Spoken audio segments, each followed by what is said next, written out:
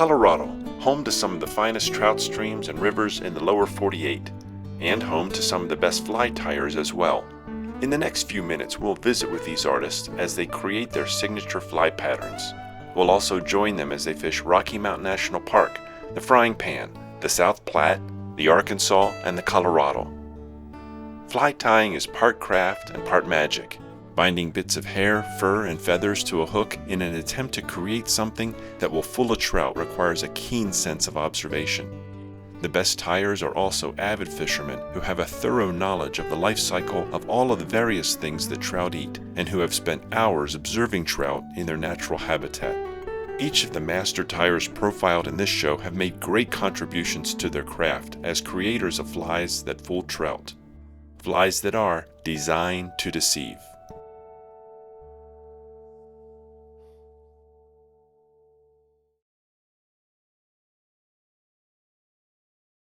I'm Charlie Craven. I'm going to tie a double Gonga streamer, which is a variation of my standard Gonga. The standard Gonga is on a single hook. The double Gonga is articulated. It's got two hooks. And this fly has been a really good pattern on the Colorado and the Arkansas, the North Platte as well. Honestly, it's a black streamer. It's a big, bulky black streamer. I'm sure it would work well anywhere fish eat streamers. We're going to tie this fly on a Tiemco 5263. I tie a lot of streamers on this. This is a good all-around streamer hook. But what I'll do here is I'm going to start just some black 3/0 monocord just behind the hook eye. I'm going to make a nice even thread base back to the bend. I'm going to take a couple of black marabou feathers. I like a nice full tail on these flies, and just sort of bunch that up. And I'm going to go about a shank length. And I'll tie that first feather in at the bend, just above the point on the barb. And I'll take my second feather. I'm going to do the same thing, just stack it right on top. Sort of just pinch that in place. Now, one of the things I'm going to do here is I'm going to use these butt ends to help build some volume on the fly. That'll keep me from having to use quite so much dubbing to finish the fly. So I just bump my thread forward. I can tie that front end down again, then trim the leftover butts out. And I'll just wrap back over those. And that'll create some underbody. So you can see we're getting some volume on the hook. I'll leave my thread hanging at the bend. And I'm going to tie in a schlappen feather. Schlappen is a very webby rooster saddle feather, basically. It comes from just in front of the tail on a rooster patch. One of the things that I've always said about fly patterns is, to be considered a new pattern, it's got to use a material in a different way. It's got to solve a problem better. It's got to be more durable. It's got to solve some problem. There's always room for improvement on anything. I've said for years, I may not be the best at coming up with something brand new. As far as that's concerned, I think John Barr is the best at coming up with something that's brand new. But I can make anything better. And I've done that with a lot of different stuff. Stuff that patterns that people know about, and a lot of patterns that people don't know about. There's always room for improvement. The fly could be more durable, it could sink better, it could float better, it could, whatever it's supposed to do, it could always do something better. And I tend to be pretty good at kind of figuring out what that is and how to do it. You can see how long this schlappen feather is. This is going to build that overall volume that I was talking about without giving us a whole lot of bulk. I want to leave some of that marabou on the front end of the fly. Tie that off just behind the hook eye.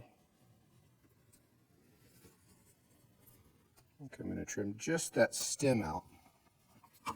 You can see right now that fly, all the hackles standing straight up. It's a pretty tall, wide profile pattern. I'm going to sweep this back. I'll wet my fingers just a little bit and sweep this back. I've got a piece of fire line here. This is 30-pound fire line, which is a gel spun spinning line. So I'm going to pull this loop down, kind of get it clear of the hackle here, and I'll even let it come forward. One thing you don't want to do is end up with it in a girth hitch like this. I want to make sure that folds back up over the top of the thread head, like so. And one of the things that we want to do here is I'm going to put 4 glass beads. These are 6/0 green glass beads. Run the ends of this fire line through the bead. Just put all 4 of them on. So that's where we are now, and we're going to switch to our new hook, and then we'll tie these two together. So I'm going to take that out of the vise. All right, so we're going to move to our front hook now. Again, same hook, 5263 size 4. And I'm going to set this hook initially in the vise with the hook point up. I'm going to tie some lead eyes on here, and the reason I put the lead eyes on the bottom of the shank is this will make the fly ride hook point down. So to that end, I'm going to start that same 3/0 monocord just behind the hook eye, and I'm just going to make a thread base about maybe 1/4 of a shank back from the hook eye, and then I'll come back up to about halfway up that. So I'm about 1/8 of a shank back from the actual hook eye. And I've got some medium-sized lead eyes here, and what I've done here is painted these just with green paint and black paint for an iris, or black paint for the pupil, green paint for the iris, and I've put a little coat, I don't know if you can see that, a little coat of epoxy over the top. These flies tend to get beat up on rocks and bushes and so forth on the bank. I try to toughen this up a little bit so they don't get too beat up, and that's the idea of the epoxy. So I'm going to take these, I'm going to set them in here across the hook, and I'm just going to start to tie them down with just the first steps to an X-wrap. So I made 6 or 8 turns there, sort of at a diagonal. Make 6 or 8 turns the other way. Now I'm going to take this hook, turn it right side up again. I want to make sure that I've got those square on the hook. I'm going to run my thread back to the hook bend. And I'm just kind of going open spirals here. I like to sort of dress the hook. So I'll cross hatch this a couple times. I don't have to entirely cover it just yet, though. I have plenty of thread work to come. My thread's going to hang just about even with the point on the hook barb. I'm going to take my junction and I'll line this up and just catch these with a few turns here at the bend. You can see there's a little bit of slack in there. I want to remove as much of that slack as I can. I want that joint to be pretty tight. See how that's stiff? To make sure that that's anchored down, because we've got that hook attached, and if a fish, especially a big fish, does get attached to this, I want to make sure this is anchored tightly to the hook. So I'm going to cut the front end of these just a little bit shorter. I'll run my thread up to just behind the eyes. Then I'm going to take these 2 tag ends down on either side of the eyes. I'm just going to wrap them around the lead eyes down to the bottom of the shank and catch them again. Now I can anchor everything down, and that will not pull out now. A simple little move that makes that junction much more secure. You can see I can butt those wraps right up to the end of those beads to kind of crease everything in there. This is the little box, and this is the big box. So when you have streamers, you have to have lots of streamers. You know, a fly that consistently does it. There's a fish looking.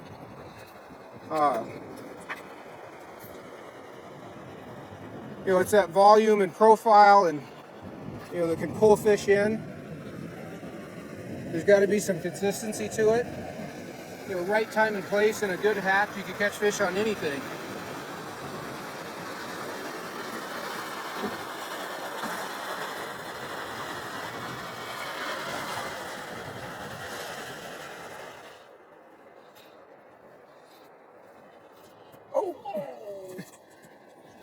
A lot of times you've got to take it away from them quickly, otherwise they'll get it.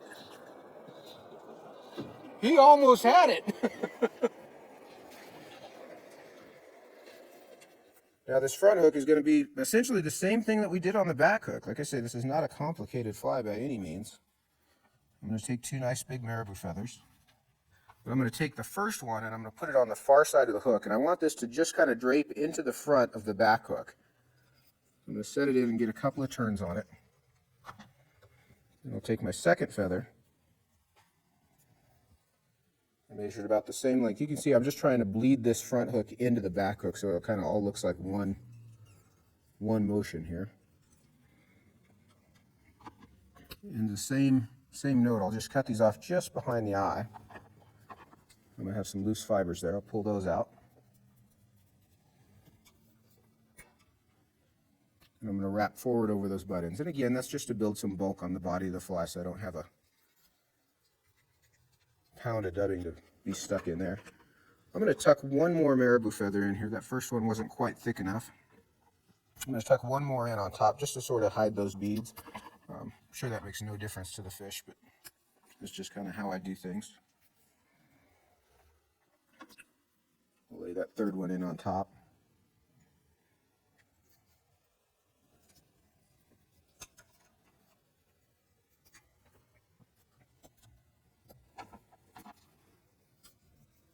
So you can see we've got a lot of volume to this fly without a ton of bulk. We don't have anything that's really going to be very heavy just yet. We're going to take another slopping feather. Same motion as before. I'm going to tie this in at the bend. Just drape that feather back out of the way. We're going to do the same thing for the body again. This is some black peacock eye stubbing. You can see I can draw that dubbing out as I go. That'll cover nice and quick. And then I'm going to wrap my slopping feather just as we did before. And I'll fold it just like we did. But the whole trick to this is I'm going to close my fingers in front of the feather and then draw the feather into my fingers. I'm not just pinching the fibers, I'm sort of drawing the feather through. And that'll sweep those all back to one side so that they're all facing backwards.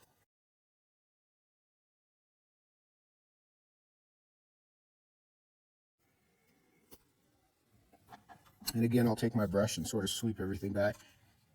Sort of brush that all back. You can wet that down a bit. That'll kind of clean it up out of your way. There, that hook got me. And then we're going to add some legs. Not that baby fish have legs, but what this is going to be is it's going to add a little bit of flash to our fly. These are chrome silly legs, so they've got some metallic to them. It's going to add a little bit of flash and sort of some fin movement is really what we're after here. Just a touch of sparkle and wiggle. I've got a long strand of these. I'm going to take and lay them in, and at the center of their length. Now we're going to get to the only complicated part of this fly. It's really not terribly complicated. It's just new and different. I'm going to make a dubbing loop. And I don't need a huge long one. I need like 5 or 6 inches. So I've made a loop here under the hook. I'm going to bring my thread around it to close that loop up. And I'll bring my thread right up to the hook eye. So I've got this loop hanging open here. And I'll clip one leg of that loop in my material spring. That just is going to keep that from spinning and turning and tangling up in the meantime. I'm going to take a piece of this craft fur. I don't need all of this. For the first bunch, I'm going to just use the tips of this to make the collar of the fly. So I'm going to come in and I'm going to trim these butt ends out. Polar fiber's got really dense, soft butt ends. See how that all sticks together? I'm going to save that. That's going to become the head of the fly. I'm going to take these tips in the meantime, brush them out just a little bit so that they're all aligned. And this is going to become our collar. So I'm going to come in, I'm going to lay this collar in on top of the fly. I want the collar to go just beyond the bend of the first hook. I'm sorry, the second hook, the front hook. So I'm going to tie that down with a few turns. And I can come in and trim these butt ends out. So we've got that collar tied in, and I'll take my brush and just sort of sweep everything back there, make sure everything's the right length. I want to make sure that's right on top of the fly, centered on top. And this is the part where we're going to take the leftover butt ends. I'm going to open my dubbing loop up, and I don't use any wax here. This hair sticks together pretty well, but I'm going to center it between those two strands of thread as best I can. And one of the things I want to do is kind of spread this out a bit. I've got a little more than I need. I'm going to pinch the bottom of this dubbing loop down here low, and I'll spin my dubbing whirl, and that'll start to wind this into a big thick chenille. Before I go too far, I'm going to take my dubbing brush, and this will kind of pick out anything that I've got extra heavy. And I'm just going to wrap this, and you can see I'm kind of folding this back just as we did the hackle. A couple turns behind the eyes. I'm going to take, this is the part that was fortuitous, is that thin strand is going to come in for our figure 8 around the eyes. And make one more turn in front. Now, if I get up here to the front, as I have here, and I've got more dubbing loop than I needed, rather than tie this off on top of all this bulk, what I'm going to do is I'm going to let that dubbing whirl unwind. If you watch down here at the bottom, you can tell when you're getting to the open side, and then you can pull that extra dubbing out. That way you'll be just tying off bare thread here. Tie that off with a few turns. I'll trim that. Now when I trim this, I'm not going to trim it flush. I'm going to leave just a little bit of a stub. That thread is under tension because we twisted it up, so we want to make sure that it's not going to try to slip back underneath there. So leaving a little slack will help with that. Build a nice little thread head. Then I'll whip finish here. Sweep that back as needed. Then I'll take my dubbing brush again. I'm going to sort of sweep all this fur back. You can see this head built up pretty quick and easily. There's not going to be a whole lot of trimming needed on this. Sometimes if you start with those fibers a little longer, you may need to go in and do more trimming. Try to just give you an idea of what I'm doing here. I'm just sort of trimming a cone or bullet shaped head, sort of expose the eyes if you've got any fibers draping out over the eyes, but I want a relatively thick, bulky head that'll push some water. We actually came out really close to the final shape just as the dubbing loop wrapped. So you can kind of get an idea of what we're after here. I'm going to take these silly legs out of my material spring. Let them hang down here. I'm going to trim them all about the same length. And again, that's about these are coming about to the hook point on the second hook is where they are. I don't like to get them too long because they'll foul around that second hook as well. Get those out there where you can see them again. Now for a small amount of flash, you can really see on this fly in the water that that little bit of green gives you plenty of sparkle. I think flash can get overwhelming on a fly. It's like salt and pepper. A little bit is good, a lot ruins it. So try to keep that pretty thin. But you can see a big, wide, thick profiled fly. Not a whole lot of true volume to it. It's a hollow fly. It's a silhouette. There's not a whole lot of chunk and rabbit strip and heavy things that'll get heavy when they get wet. This fly is really pretty light. 2 woolly buggers with a head on it, so it's not incredibly creative, all said and done, honestly, but it seems to do the job. The back hook really swims. This fly swims unlike anything I've seen. The first time I put it in the water, I was very impressed with it. I wasn't really even sold on the idea. Tying them ahead of time, sitting at my desk, throwing this fly in the water and seeing the way it swam, that really keyed things up. So I've been playing a lot more with things like this. I'm becoming a bigger and bigger fan of articulated flies. So that's the double Gonga. Fall stuff, definitely, the fish get more territorial, and they'll, especially a big fly like this that they, think is a smaller fish kind of just getting in their territory. It's not necessarily a feeding thing, but just a territorial thing. But the best part about streamer figure, we've already had it, is you see the fish, whether they eat the fly or not, you see them coming. So we'd like one to eat it somewhere along the line, but come and get it, come and get it. oh, there's another one. Did you get that? Nice. Oh, there's another one. A big fly like this, you see even those little fish, there's another fish following. They just get curious about it. It's, I don't know so much all the time that they're trying to eat it. I think they're just trying to be around it and figure out what it is.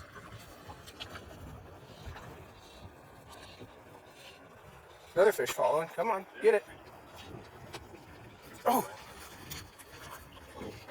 Eventually we'll let one of them connect. This is Dave Cook, who works with me at Charlie's Fly Box. Guides up here a lot. Pretty good on the oars, other than a few rocks and things here and there. Hopefully he knows where some more fish are today.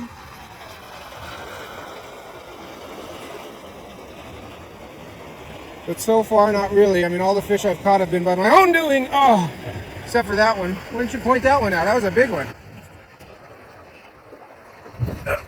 There he is. Don't horse him.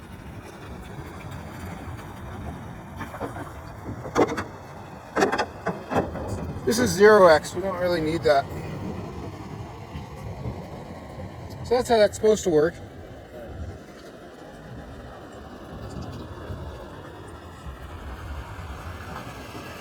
Kind of an average fish for in here. I try to be a really well-rounded fly tyer. I try to be able to do all the things that can be done.